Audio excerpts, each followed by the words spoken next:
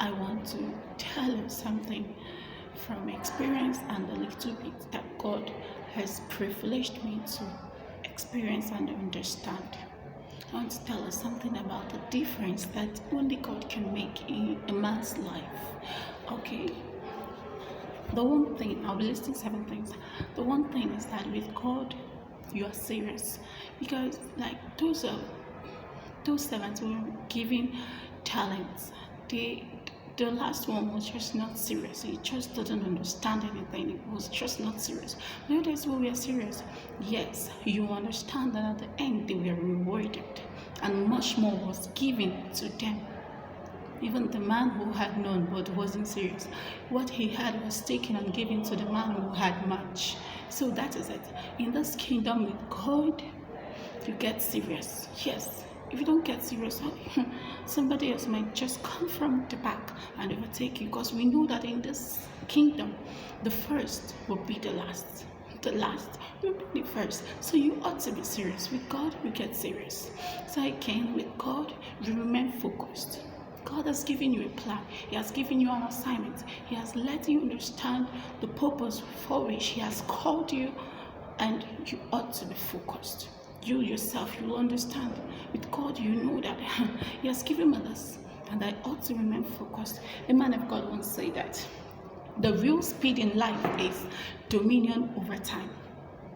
That is the real speed, because in this kingdom, time also matters. So for you to make good use of your time, you ought to stay focused. And again, the third thing is you are coordinated. Yes, with God, you are coordinated. Your life is so coordinated.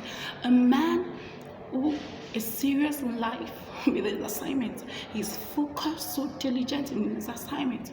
Sure, he's living a coordinated life. Yes, he's a principled man. Yes, he's living a coordinated life, a man of principle. He sees challenges as stepping stones, because in this kingdom, challenges, if you see challenges, you don't cower away. No, you stand out, and then you see it as a chance for me to advance into my next level. And then again, the number 4 thing is that in this kingdom with God, you become influential. Influential, knowingly or unknowingly. If you have God, you become influential. But one thing is certain is that it will be positive. The people you influenced, it will be in a positive way. Yes.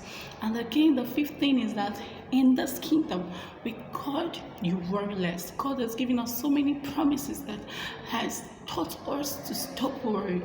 Even being afraid, He has taught us so many Bible passages, so many words, we know that the words of God are true, and He doesn't fail. And so in this kingdom with God, you worry less. Like me, I worry about nothing. Nothing worries me. Someone once asked me, why is it that this thing happened, but why is it that you're like this? Me, I worry less. God has given me the privilege to understand that I ought not to worry. And I do not worry. With God, you ought not to worry about anything. He said, by prayer, do not worry about anything, but in every situation, by prayer and petition with thanksgiving, that you should present your request to God. And the peace of God, which transcends all understanding, will guard your heart and mind in Christ Jesus. So in this kingdom with God, we do not worry about anything. The 6th thing is that in this kingdom with God, you are an asset and not a liability. No man with God is a liability. You're an asset. You're needed everywhere. They need you. Yes. Not in the smallest place and in the highest place, you are needed. You will be an asset there. Yes. Whoever has you as a lady, as a woman, whoever marries you or gets entangled with you is blessed. Yes. So the last thing is that in this kingdom, you have a great image to protect, but there is something you need to worry about here. That image is so fragile, because as Christians, we are looked up to live the so very perfect life. There are people with the mindset that Christians ought not to even say like Christians, they really be the Christian. It's wow.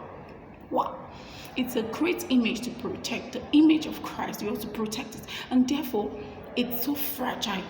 As important as it is, that makes it so fragile, because people are everywhere having eyes on you, want to see when you did wrong, want to see when you say bad words, when you trample on others, all those things. So it's a great image, but then it's fragile, and you ought to protect it. So those are the differences that I have noticed. And one thing again is that with God you have peace. I hope you enjoy. God's love.